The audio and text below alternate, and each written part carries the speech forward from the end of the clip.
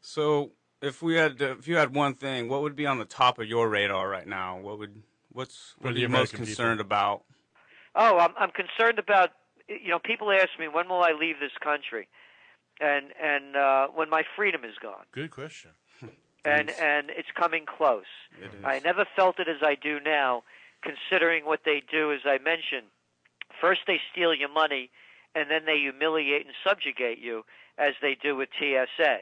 Right. Mm-hmm. I mean, can you imagine who made this up?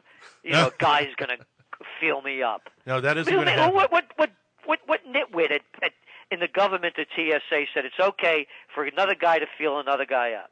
I mean, who made this up? That's a good I have a question. friend of mine. She's in her. She's probably about 80 now. She was a teenager when the Nazis. She's French, and a friend of a very dear friend, and she's Parisian. And I asked her one time. I said, Martine, I said, you come from a very, very well-to-do family, and very educated. She went to Sorbonne, her family, and I said, you must have known the Germans were going to take over France. You must have seen it coming. Mm-hmm. And she said to me, Gerald, she said, the people that stayed behind thought they had too much to leave behind. Yeah. And I'll never forget those words. Yeah. Because if my freedom is going to be taken away from me, I'm not staying here. And I think that's I'm not going to die for a cause. And that's the reason why a lot of people aren't waking up, because they won't look at it objectively because they have a lot to lose. Yeah, they want to stay in their comfort They might zone. work for the system or whatever it may be, but they still won't look at it objectively, like I said. Well, people need to learn to step out of that comfort zone that we've been taught to stay in. We got a little box with walls that they put us in, and we've accepted that, and it's time to step away from that. Right. Any adult that listens to a politician and believes them deserves what they get. I agree.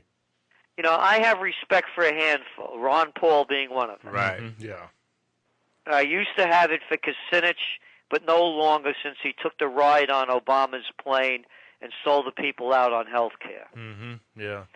But aside from Ron Paul, I can't really identify anybody else. Well, it's part of the good old boys network. That's why. I used to be, in my younger days, when I at a graduate school, I used to run political campaigns in Westchester County in New York, and they sent me up to Albany. They were grooming me. I was the assistant to the Secretary of the New York State Senate. So I got to see what it looked like firsthand and up front. Uh-huh. It was the worst job I ever had in my life. Wow. To watch grown men grovel and suck up all day is a really, really, it's a disgusting spectacle. And my buddy, I was in my 20s. I'd be talking in the back of the chamber, chit-chatting about this or that. A senator would walk in, and my friend would leave me like a little puppy dog and follow the senator to pull out his chair to help him sit down. Yeah. And then my friend would come back, and I'd say, "What's the matter? The cat have trouble sitting down by himself. He needs some help." Very and, so it wasn't a place for me. But I was also a government affairs specialist for many years in D.C., and I got to see it at that level too. So I know what it looks like. Yeah, and money. That's why I disdain it so much. Money, yeah, the people money. that people are looking up to are the same people they couldn't stand in high school and college that wanted to be the class presidents and the head of the student council. How true. That is so true. I've seen that happen many times over and over and over again, and it's still happening. It's crazy out there what's going on.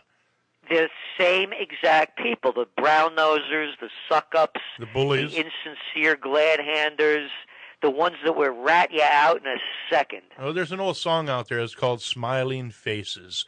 Yep. By a group. And I believe in that song so much. Smiling faces show no traces of the evil that lurks within. These are the same people. They follow their career course. They wanted to tell you what to do in high school and college. They couldn't get away with it. Now you could call them senators, congressmen, presidents, and secretaries.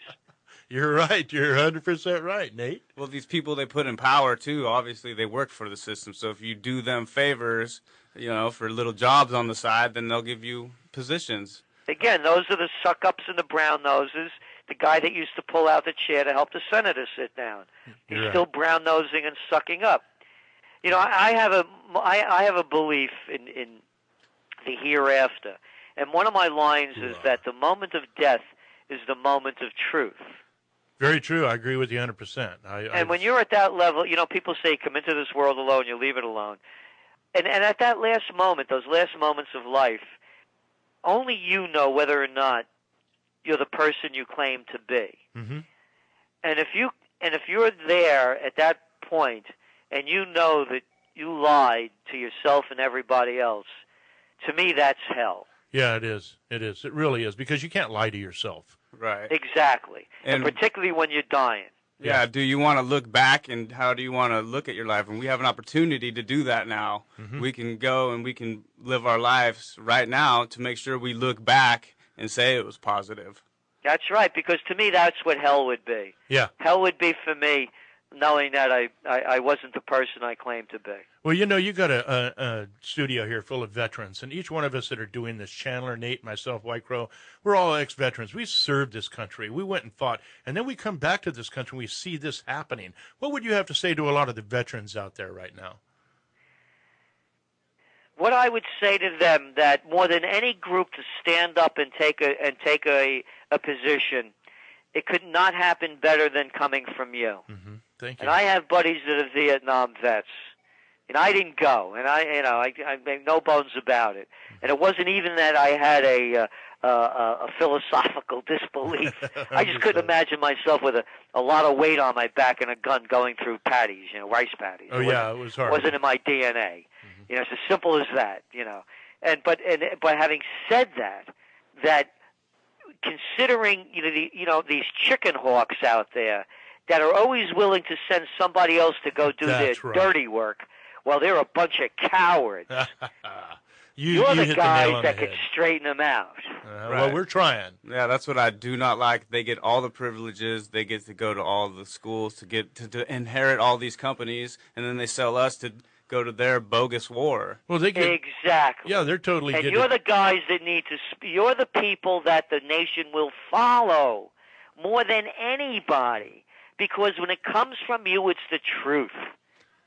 Thank you. And you've been there. You know what it looks like, and you know the game. Mm-hmm. Yeah, and it's so obvious once you wake up. I mean, it's just so blatant. You can't go back to sleep once you woke up. Right. It's like, wow, what is really happening here? You don't know. You're a kid. Yeah, that's right. That golden age. Who knows? You don't know. Yeah. And now it's just they'll pay you. They give people money, go in, so they make it really hard in the economy, so they have nowhere to turn. Turn to the government, they say. Well, I agree with that. What they do is they grab you between that golden age of 18 and 20-something years old, when really isn't much going on for you in life because you don't have the maturity and the instinct to know what's going on. Then they suck you right into the military machine, and then, boy, things change from that point on. And then you're a young guy too. That's right. You have testosterone, ripping through your body. You're ready to go. Yeah, and they harness it and they exploit it. I'm not a pacifist. Uh-huh.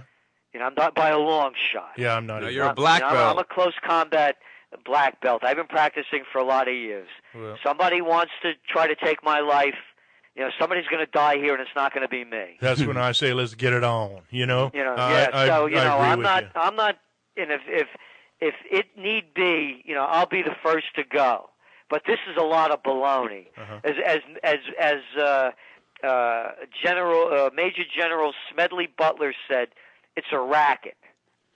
Yeah. And he was the most decorated Marine in history until he died. Yeah. I agree with you 100%. And as a matter of fact, anyone listening, contact us at trendsjournal.com. Go to our request line reform over there, and we'll send you the Spring Trends Journal, which is all about the coming Great War. Yes.